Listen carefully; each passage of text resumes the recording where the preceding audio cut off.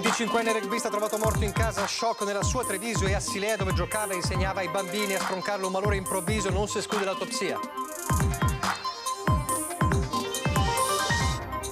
49 comuni veneti al voto il 14-15 maggio, 10 nella Marca, sorprese e critiche per la scelta con la domenica della Donata Nazionale degli Alpini che irrompe sul primo giorno di voto. Tornare a essere il primo partito in città, l'obiettivo della Lega che ha presentato il simbolo della lista che sosterrà Mario Conte alle amministrative. Principale novità proprio il nome del sindaco al posto di quello di Salvini. Le primarie del Partito Democratico, domenica previsti 61 seggi in tutta la provincia, 5 nel capoluogo. Emergenza siccità, si va verso il razionamento della risorsa idrica per il momento nel settore agricolo, ma in futuro potrebbe essere a rischio anche l'acqua per uso umano. Nelle prossime ore intanto il miglioramento delle condizioni meteo grazie al vento e alla pioggia. Da domani in città torna a livello verde dopo giorni di pessima qualità dell'aria. Esattamente un anno fa la prima bomba su Kiev, furono giorni bui, ricorda lo chef trevigiano Stefano Antonioli, ristoratore a Kiev. Ci siamo abituati al peggio, tentiamo di andare avanti. A Vittorio Veneto stamattina il casting per il film Improvvisamente Natale mi sposo con Diego Abbatantuono che verrà girato in Veneto a primavera. 400 persone di tutte le età cacciano di un ruolo da comparsa o qualcosa di più. Il grande calcio su Media Nord-Est la prossima settimana in chiaro la fase finale della Copa del Rey, la migliore sfida del calcio spagnolo come la super sfida Real Madrid contro Barcellona. Telespettatori di Antena 3, buonasera e ben ritrovati con il telegiornale di Treviso e dunque in primo piano la cronaca e lo shock sia a Treviso che a Silea per la morte a soli 25 anni di Alberto Chatail, giocatore e allenatore del rugby Silea 1981.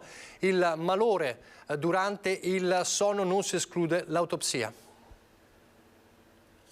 Alberto aveva un ruolo di primo piano anche se non si è mai messo in mostra, era un ragazzo che partecipava a tutte le attività e sempre disponibile. Giocava nella prima squadra come tallonatore e allenava i piccoli giocatori dell'Under 11 Alberto Chatail, il 25enne rugbista morto per un malore nella sua abitazione nel quartiere di Sant'Antonino a Treviso. A trovarlo esanime il padre che ha subito allertato il suo EM118, ma ogni tentativo di rianimazione da parte degli operatori è stato inutile. Al momento non è stata avanzata alcuna richiesta di autopsia, ma vista la giovane età non si può escludere che nei prossimi giorni tale esame possa essere effettuato per chiarire le esatte cause del decesso e la presenza di eventuali patologie. Avrebbe compiuto 26 anni il prossimo 19 maggio Alberto, impegnato in queste settimane nella stesura della tesi in lingue e mediazioni culturali a Ca' Foscari, impegno che alternava quello lavorativo come magazziniere, lo studio, il lavoro, lo sport, sempre affrontati con energia. Non ha mai saltato un allenamento. Non è una frase fatta, era un ragazzo buono. Il giovane era andato a letto tranquillamente, il malore forse accusato nel sonno. La notizia si è rapidamente diffusa nel mondo del rugby. Alberto aveva giocato anche nel Benetton e nel Villorba, sempre in prima linea nel pacchetto di Mischia, ma piangerlo sono anche le comunità di Treviso, dove la mamma Francesca, ora in pensione, è stata insegnante, e Silea. La morte di Alberto a 25 anni ci lascia sconcertati come comunità e anche come comunità sportiva, perché Alberto era conosciuto al Silea Rugby non solo perché giocava in prima squadra, ma anche perché allenava i nostri bambini, i nostri ragazzi. Adesso bisognerà spiegare questa perdita anche a loro. Che troveremo il sistema migliore di dirglielo e cercheremo di fargli capire e di ricordarlo con la gioia che ci dava ogni volta. A esprimere cordoglio anche il sindaco di Treviso Mario Conte. Alberto portava avanti con orgoglio, dedizione e sacrificio i valori del rugby. Ci stringiamo alla famiglia, le parole del primo cittadino. E quindi davvero un grande abbraccio alla famiglia in questo momento davvero difficile, dove non ci sono ragioni ma solo vicinanza da dimostrare a questa famiglia per la sua grande perdita.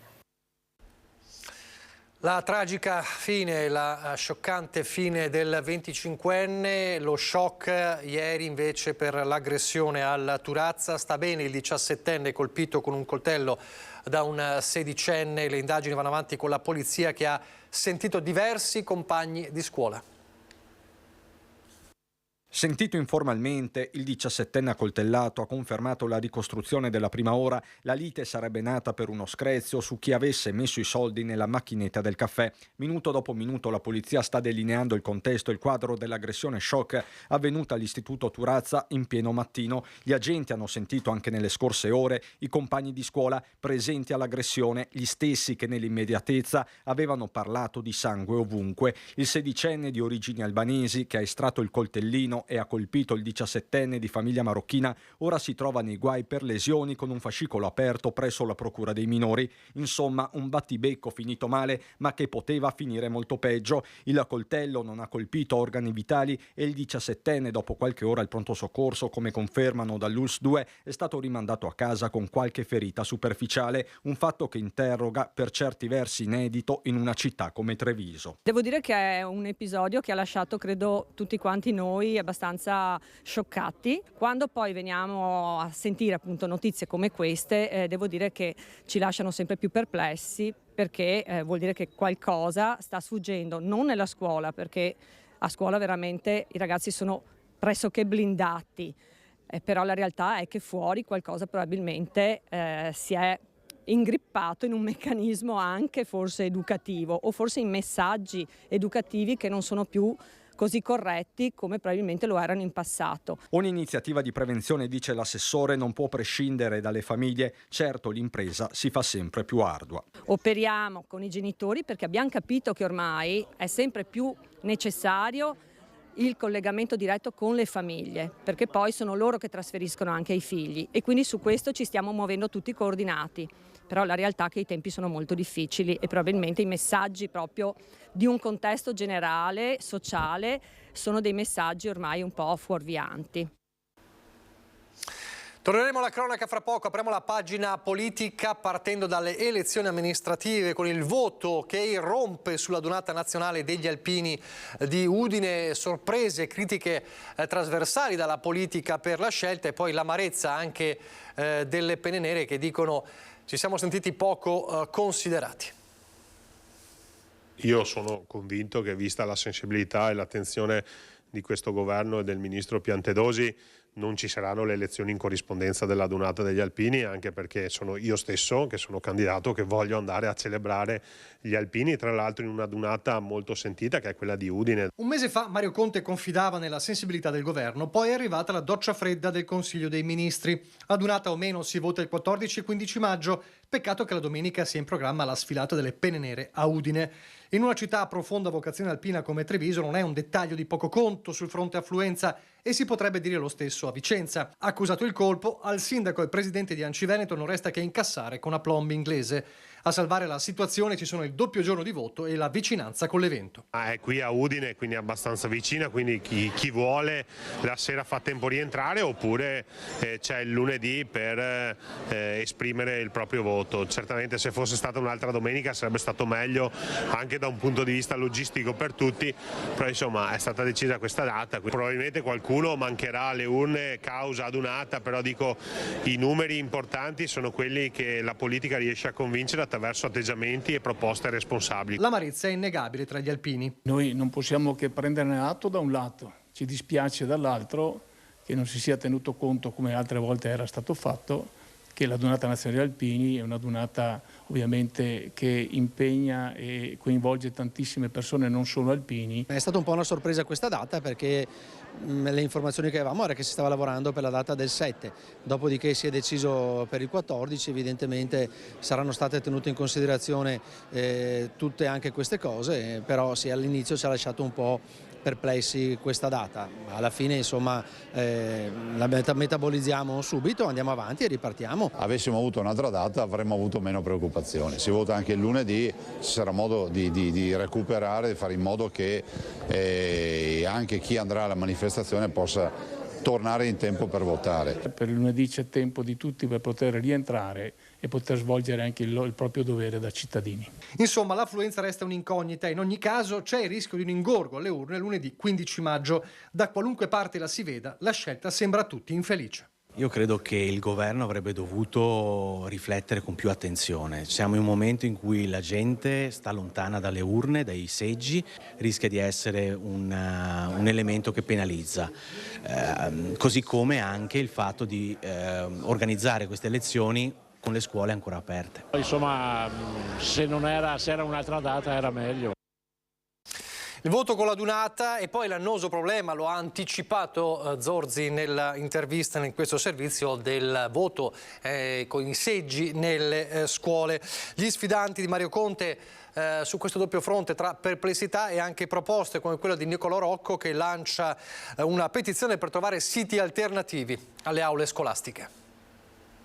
Da Mario Conte agli altri sfidanti la perplessità su elezioni adunata resta. C'era la possibilità di fare magari anche il weekend successivo, forse creava meno problemi, non so perché noi con gli alpini e l'adunata di Udine effettivamente qualche timore sull'affluenza possiamo averlo. Sicuramente davo per scontato che sarebbe stata in un'altra data, per cui deluso sì, però impaurito no, perché so che gli alpini saranno in prima linea come sempre. Così come il cronico problema delle scuole alle prese con i seggi. A buon senso sarebbe stato più opportuno votare la fine delle elezioni scolastiche, ma purtroppo ormai la decisione è stata presa. L'aspetto più importante adesso è ottenere la partecipazione dei cittadini, che vorremmo larga e convinta. Il nostro invito è: andate a votare. La speranza era quella in questi anni di riuscire a gestire con i fondi che c'erano a disposizione sedi elettorali diverse dalle scuole e magari anche affrontare l'annoso problema, che però credo sia ormai non più procrastinabile, del voto in maniera digitale. Io ho chiesto al sindaco Conte di poterci trovare, in realtà è una proposta che faccio da diverse elezioni, perché sono convinto che sia necessario che i ragazzi, soprattutto dopo quello che è successo con la pandemia, non perdano fino a 4 giorni di scuola. Con il possibile ballottaggio sarebbero 4 i giorni di scuola persi. Io ho lanciato una petizione e tantissimi cittadini stanno rispondendo sull'idea di spostare i seggi non nelle scuole, facendo tantissime proposte. Per esempio 2 proposte che mi hanno subito colpito e che mi paiono assolutamente in linea, fattibili e concrete, sono Villa Letizia da una parte e il centro civico di Ca' del Galletto a Santa Bona. Dunque, 14 e 15 di maggio, con l'eventuale ballottaggio 28 e 29, là dove è previsto. Allora vediamo dove, nella Marca.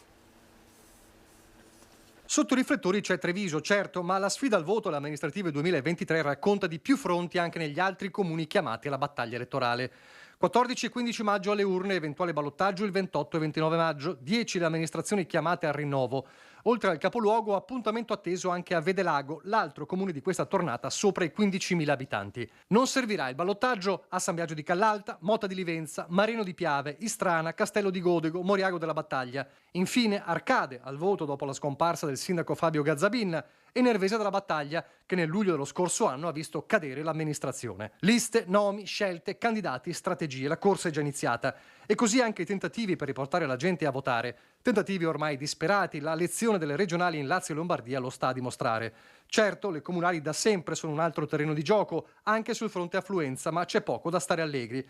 E per chi studia il fenomeno da anni, non è solo una questione di contenuti e riavvicinamento della gente alla politica. Servirebbe una svolta a livello generale anche sulle modalità di voto per incentivare gli elettori. Alle ultime elezioni tedesche il 47% ha votato per corrispondenza.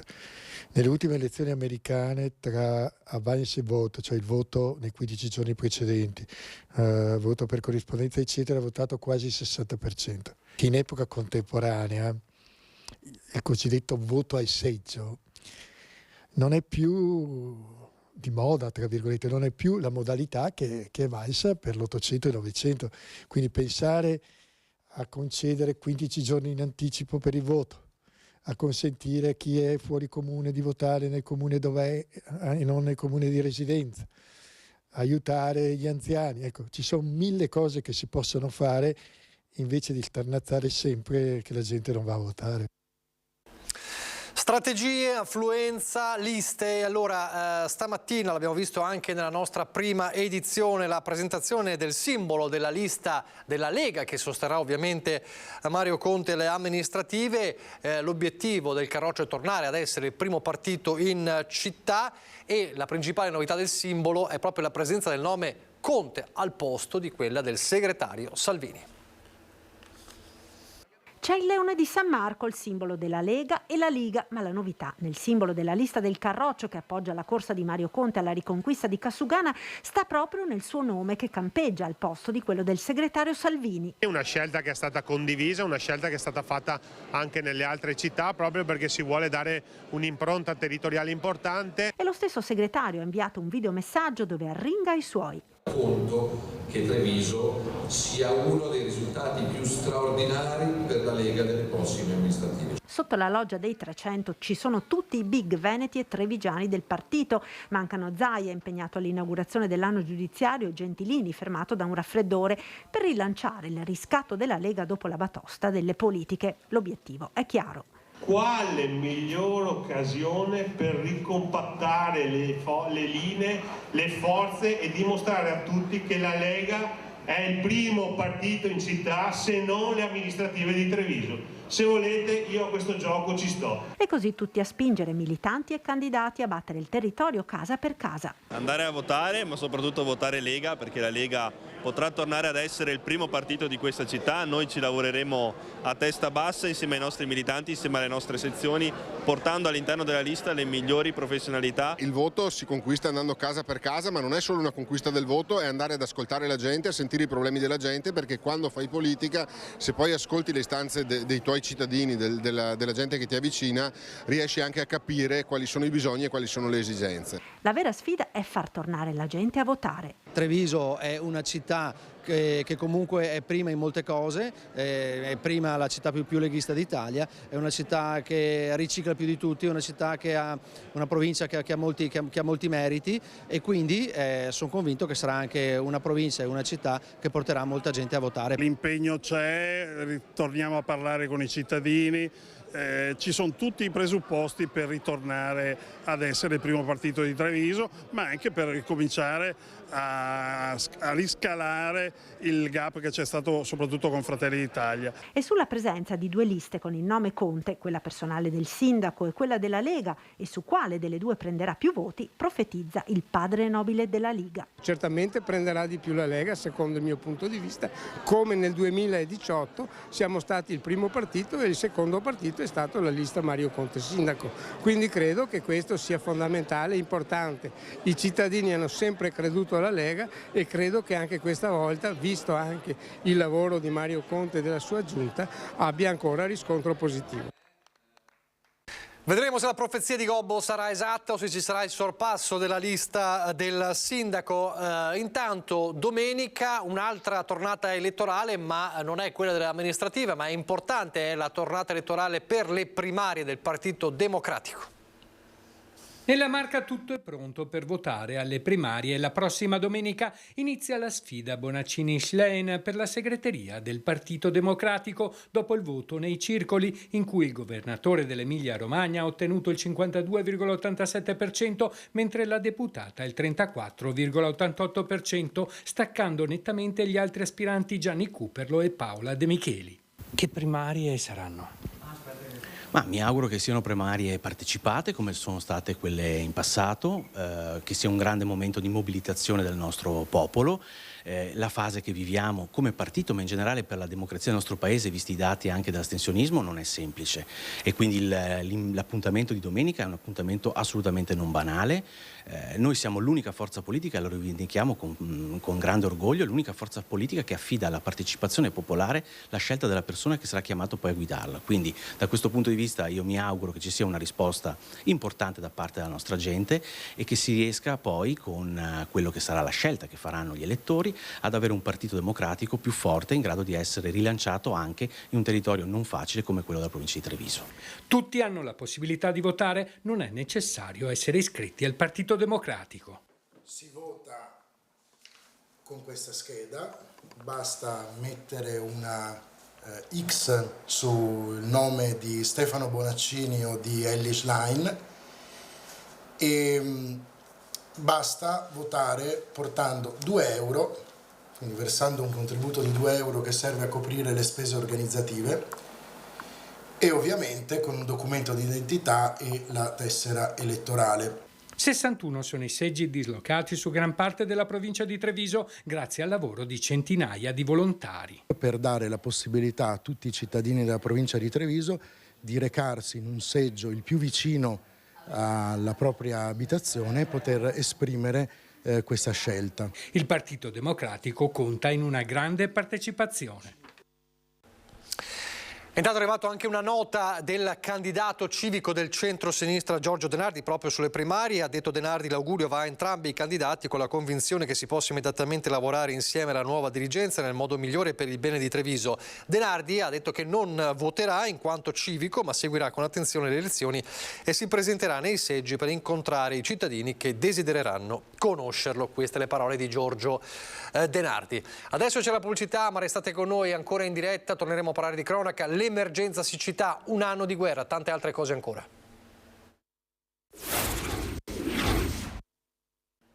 Rieccoci in studio in diretta, il telegiornale di Treviso, e dunque torna in primo piano, se mai se n'è andata, l'emergenza siccità, perché adesso si va verso l'ipotesi di razionamento delle risorse idriche.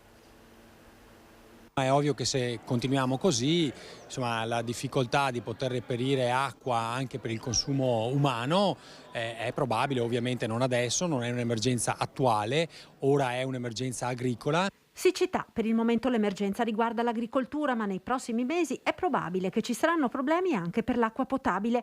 Insomma, prepararsi ad un'estate critica nella quale, ha sottolineato proprio oggi il ministro dell'Ambiente Picchetto, si potrà arrivare ad un razionamento, un'ipotesi in Veneto già presa in considerazione intanto per l'uso agricolo. Attualmente l'unica cosa che possiamo fare se non piove è quella di razionalizzare l'acqua che abbiamo, e quindi questo per il momento per l'uso agricolo, quindi metterci d'accordo anche con le regioni contermini, in particolare le province autonome di Trento e di Bolzano, e utilizzare questa risorsa in maniera adeguata, quindi evitare che ci siano sprechi e dal punto di vista agricolo, e un domani, se continua la persistenza della non piovosità, anche per l'uso umano. Intanto si pensa anche a cosa fare nel medio e lungo termine, visto che a causa dei mutamenti climatici non si tratta di un problema solo di oggi. L'assessore Canera ha presentato in giunta una delibera sulla questione. Fa una ricognizione sul territorio di quelli che sono anche i bacini che potremmo utilizzare, penso alle cave dismesse, certo che sono investimenti a lunga gittata, quindi non possono risolvere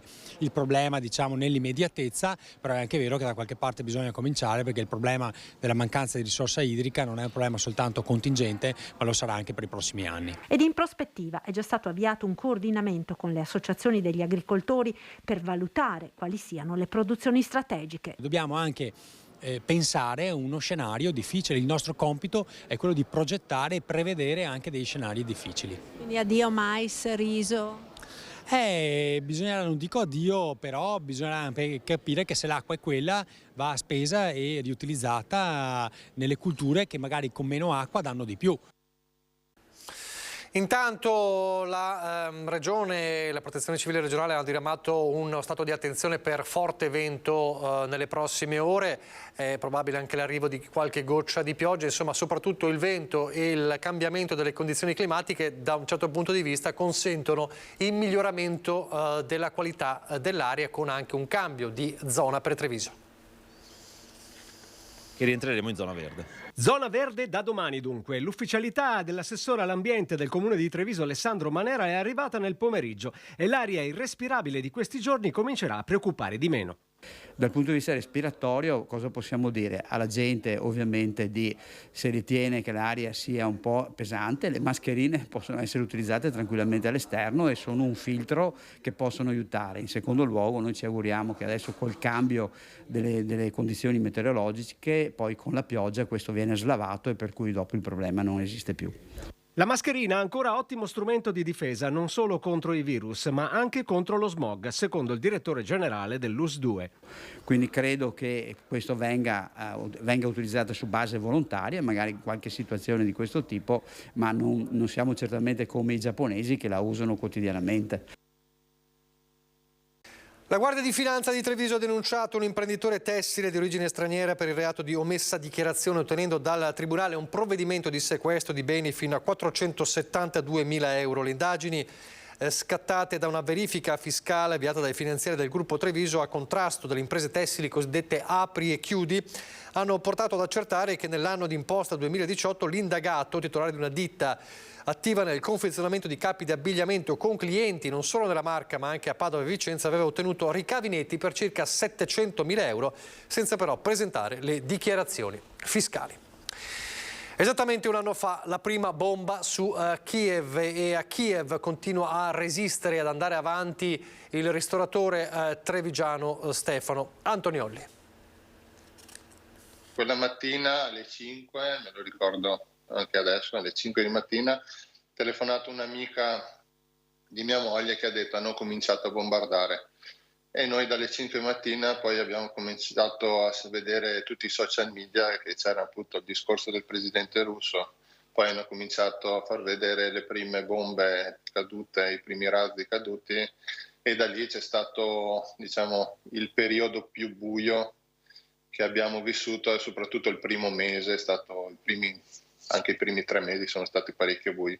La prima bomba poco prima dell'alba su Kiev, poi le tenebre della guerra. Torna il 24 febbraio di un anno fa Stefano Antoniolli, chef di Roncade, da anni ristoratore nel centro della capitale ucraina. Parla di una città resiliente e dignitosa. Chef Stefano, il conflitto l'ha cambiata, in tanti se ne sono andati. Ci siamo un po', ci si abitua anche poi un po' alla volta, è brutto a dirlo, però ci si abitua un po' al tran tran di come sia andata avanti questa guerra, quindi un po' alla volta ci siamo adeguati e abituati a tutto quello che è capitato. Nei giorni scorsi, chef Stefano si è anche occupato del servizio di ristorazione nel corso della visita del presidente Meloni e del suo staff a Kiev, preparando piatti della gastronomia italiana per il ritorno in treno. È sempre un piacere ricevere le istituzioni italiane qui, è sempre un piacere che l'Italia sia nel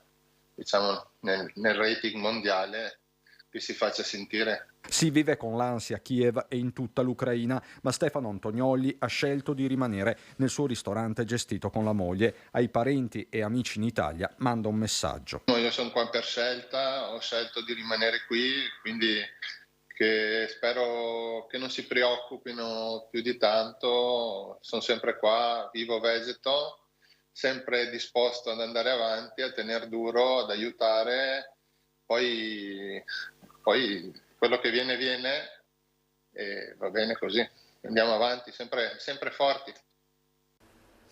Dai trevigiano a Kiev agli ucraini nella Marca, le loro speranze un anno dopo, come le speranze dell'insegnante ucraina Inna Maladica. È passato un anno e la guerra continua, se lo aspettava? No, assolutamente no.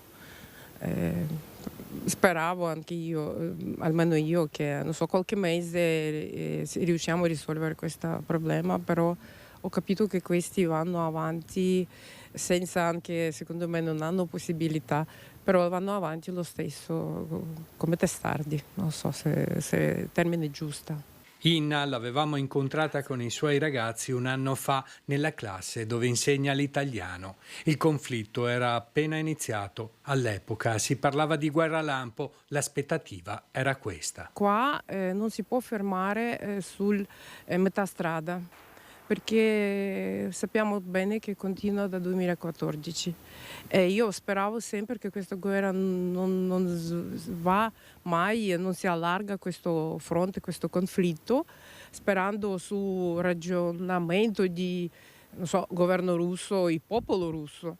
Inna Maladica è un'insegnante elementare, dà lezioni ai bambini nati in Italia da genitori ucraini, lezioni di grammatica e sintassi, ma anche di storia e cultura del paese che i piccoli hanno conosciuto a malapena e che con il perdurare del conflitto non potranno visitare ancora per molti anni.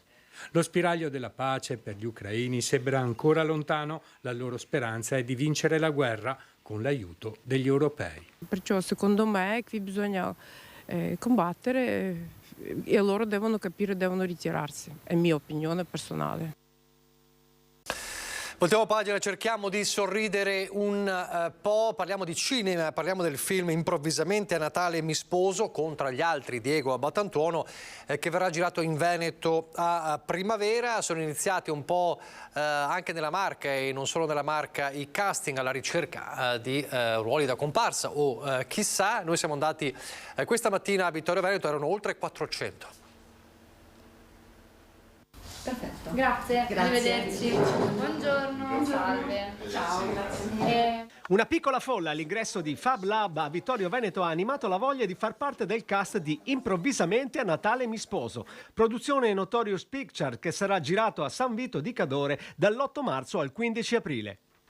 Sono 400 persone oggi su 3.000 iscrizioni. E quanti ve ne servono? Questo non posso dirlo. In tanti si sono presentati all'appello lanciato su stampa e social, sperando di avere anche pochi secondi di visibilità accanto a Diego Battantuono, Nino Frassica, Elio, Mago Forest, Violante Placido e Carol Alt, che saranno gli attori protagonisti di un film girato in Veneto questa primavera. Ma per divertirmi, soprattutto il divertimento. E lei invece? Per divertimento?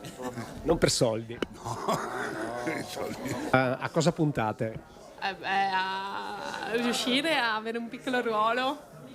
Addirittura un ruolo? No, però almeno una comparsa, però bisogna sempre puntare in alto nella vita, no? Voi siete qui per il casting? Sì. A cosa puntate? Puntiamo a riuscire a partecipare al film e divertirci soprattutto. Esperienza, sempre utile.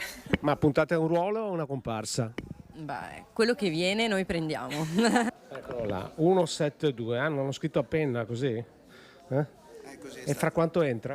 Ma vediamo quando capita. C'è qualcuno che si ritiene adatto ad un ruolo? Per esempio? Com'è? La protagonista. Lei vuole fare la protagonista? La protagonista. Sì. Ma ha intenzione di dirlo chiaramente? Molto chiaramente, sono molto convinta. Si cercano comparse di tutte le età, bambini, ragazzi, adulti, over 70, che saranno remunerati a giornata. E qualcuno ha già fatto esperienze in passato. In una miniserie televisiva? Ho fatto un cortometraggio. Io ho fatto un po' di teatro a livello dilettantistico e vorrei far divertire anche gli altri. Lo sapete che cosa state facendo? No. Evviva la sincerità, dalle stelle del cinema alle stelle del calcio. Segnatevi la data perché dalla prossima settimana c'è il grande calcio su Media Nord-Est, in chiaro la fase finale della Coppa del Rey, le migliori sfide del calcio spagnolo a partire dalla sfida delle sfide, Real Madrid contro Barcellona.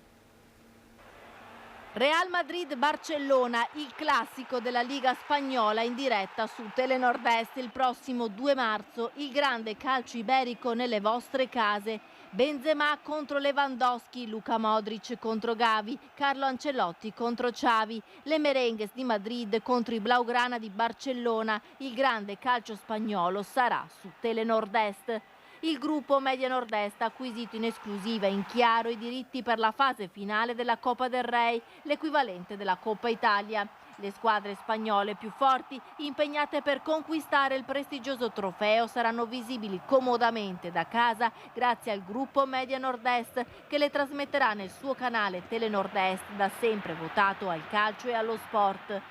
5 sfide imperdibili, si parte il 1 marzo con la partita fra Osasuna e Athletic Bilbao. Il giorno seguente sarà la volta del match più atteso dagli amanti del calcio e il classico, ovvero il derby spagnolo per eccellenza fra Real Madrid e Barcellona. Il grande calcio spagnolo sarà in diretta su Telenord-Est anche con i match di ritorno tra le big della Liga previsti il 4 e 5 aprile e naturalmente la finalissima della Coppa Nazionale in programma il prossimo 6 maggio. Assolutamente da non perdere per gli appassionati di calcio e non solo. Insomma, Real Madrid e Barcellona vanno oltre, diciamo, la passione di chi è strettamente appassionato di calcio. Allora è venerdì, allora come ogni venerdì andiamo dal generale Giancarlo Iannicelli per capire che tempo farà nel weekend e nei prossimi giorni. Ancora un'area di alte pressioni interessa tutte le nostre zone e come evidente però dalla carta del tempo il centro, il motore di questa alta pressione è localizzato sulle isole inglesi. Da quella posizione lontana da noi sta attivando una discesa di aria da nord che investe le nostre zone, però è aria secca, non è umida, non porta piogge, anzi ha un effetto per certi versi anche benefico perché già da domenica raffiche di vento riusciranno a pulire, a rimuovere, a disperdere il materiale inquinante che è fermo sulle nostre pianure, quindi comunque gli effetti di quest'aria saranno gli annuvolamenti compatti che però lasceranno spazio a qualche rasserenamento e questo sia per sabato che per domenica. Lunedì ancora annuvolamenti compatti, forse più compatti che il fine settimana e poi una nuvolosità variabile per il resto della settimana. Un peggioramento è previsto per fine prossima settimana, ma questo è veramente tutto da confermare. L'altra criticità che abbiamo delle precipitazioni continua in quanto ormai febbraio si sta chiudendo senza un millimetro, senza una goccia di pioggia e questo crea veramente qualche problema. Le temperature domani ancora temperature molto miti, le minime 8-9 gradi, le massime 14-15 gradi, poi si riassesteranno con valori minimi intorno ai 3, 4, 5 gradi, i valori massimi intorno a 8, 10, 12 gradi. L'Alto Adriatico con questa situazione naturalmente nelle prossime ore sarà molto mosso e agitato, poi tenderà al mosso. È tutto. Adesso andiamo nel bellunese.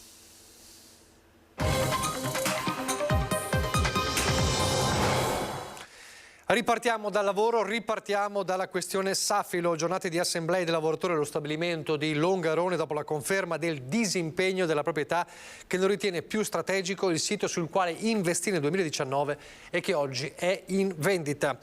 Ci sono interlocuzioni in corso tra l'assessore Donazzan e l'azienda, mentre nei prossimi giorni sarà convocato il comitato di sorveglianza. Gli acquirenti per la Safilo di Longarone ci sarebbero già, per questo l'amministratore delegato Trocchia mercoledì al tavolo dell'unità di crisi si è presentato con un advisor, ma la situazione non è chiara e certamente inaccettabile per sindacati e lavoratori. Ci sono già possibili acquirenti che quindi in sostanza l'azienda è in vendita. Noi pretendiamo che la Safilo spieghi perché lo stabilimento di Longarone non sarebbe più strategico. Ci hanno fatto 5 milioni di investimenti nel corso di questo ultimo piano industriale. Sono tante le domande a cui finora non è stata data risposta. I lavoratori si sentono traditi. Oggi civilmente hanno partecipato in massa alle assemblee che si sono svolte a Longarone, confermato lo stato di mobilitazione, ma per il momento nessuna iniziativa di sciopero. Pare chiaro che la scelta di Safilo sia una pura scelta finanziaria di produrre altrove e non più in Italia per fare ancora più profitto. La Regione con l'assessora Donazzan ha aperto una linea di dialogo con l'azienda. La prossima settimana potrebbe essere convocato il comitato di sorveglianza a Longarone. Alla politica i sindacati chiedono cosa intenda fare per far rimanere Safilo lì dov'è. Durissima la CGIL. Che il territorio lascia andare uno stabilimento storico come quello di Safilo non si sa a chi, non si sa a quali condizioni e pare che sia già cosa fatta e che tutti siano d'accordo, è una cosa che noi come CGIL, come Camera del Lavoro di Belluno non accetteremo mai. Un anno di guerra, l'abbiamo visto nella pagina trevigiana, oggi ricordato con un flash mob a Belluno. Un anno dallo scoppio della guerra in Ucraina. Un flash mob lungo un giorno per ricordarlo, per dire no a quella e a tutte le altre guerre. Una giornata in Piazza dei Martiri voluta e organizzata dal coordinamento provinciale di Belluno di pace e disarmo. Una bandiera arcobaleno dentro la quale si uniscono e riconoscono tante sigle del mondo sindacale come dell'associazionismo. Un flash mob senza microfoni, senza altoparlanti, un silenzio rotto ogni ora dai rumori della guerra. C'è chi, per commemorare le vittime, ha scelto un minuto di silenzio. A Belluno si sono scelti minuti fatti di sirene, di esplosioni, di persone a terra come se fossero loro le vittime della guerra. Minuti che hanno fermato chi passava per strada. Minuti per chiedere che non succeda più, che non succeda mai più.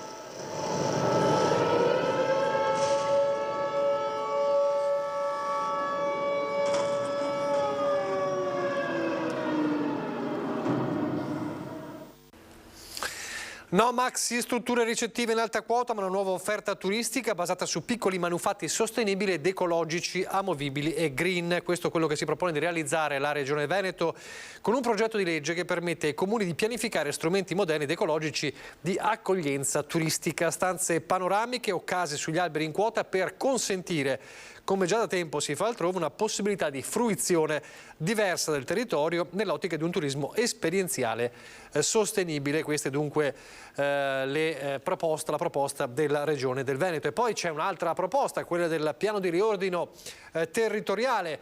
Dall'assessore Calzavara di Belluno si illustra il nuovo PRT, parliamo di fusione di comuni. In uno scenario decennale, circa 130 comuni veneti sotto i 10.000 abitanti avranno serie difficoltà a erogare servizi efficienti sul proprio territorio. Si deve andare verso la fusione spinta dei comuni. In provincia di Belluno ne sono già state realizzate 5 sulle 14 complessive in Veneto. Il tema è stato al centro dell'incontro che ha concluso a Belluno il tour dell'assessore regionale al bilancio e alla programmazione Francesco Calzavara per la presentazione del nuovo piano di riordino territoriale. Abbiamo scoperto nel bellunese l'importanza delle unioni montane che devono essere valorizzate perché riescono a dare dei servizi. Dagli incontri è emersa chiara la necessità di semplificare i livelli di governance non solo con riferimento all'esercizio di funzioni in forma associata ma anche per una più efficiente programmazione regionale in vari settori. Il nuovo piano modifica le leggi regionali in materia di associazionismo, fusioni e IPA, abbassa il quorum per la validità dei referendum di fusione dal 50 al 30% e in alcuni casi anche al 25%. Laddove vi sia una percentuale alta di iscritti all'AIRE e guarda al futuro assetto delle province. Le nuove province che arriveranno molto probabilmente tornando alla riforma pre-del Rio e gli ambiti territoriali sanitari che diventeranno ambiti territoriali ottimali, quindi in grado di essere una programmazione intermedia tra comune, provincia e regione, e poi appunto le unioni montane, le IPA e un processo di fusione che riteniamo la Regione del Veneto debba in qualche modo cercare di evidenziare. Conclusa la fase di raccolta delle osservazioni da parte dei comuni del Veneto, il piano verrà adottato dalla Giunta regionale per acquisire il parere della prima commissione consiliare. È tutto per questa edizione, vi lascio al meteo, grazie per averci seguito, arrivederci.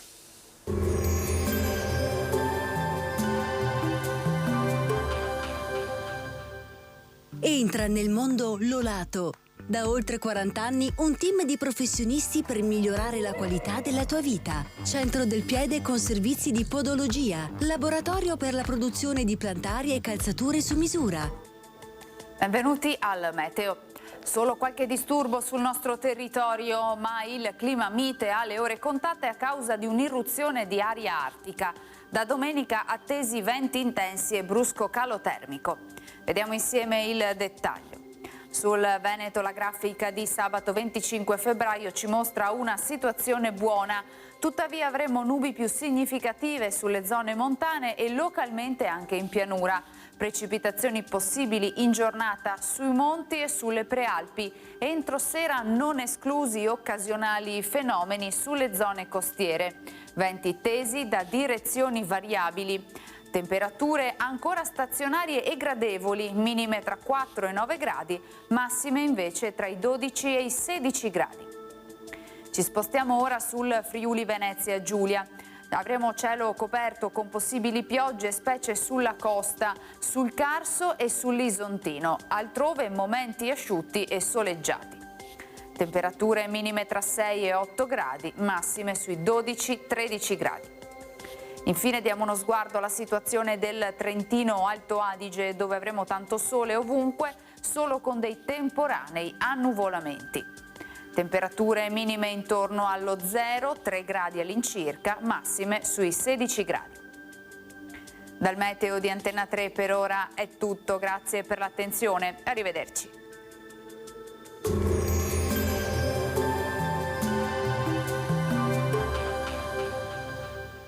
Busti, tutori e protesi di arto personalizzati. Ortopedia e sanitaria Lolato. A Treviso e Montebelluna.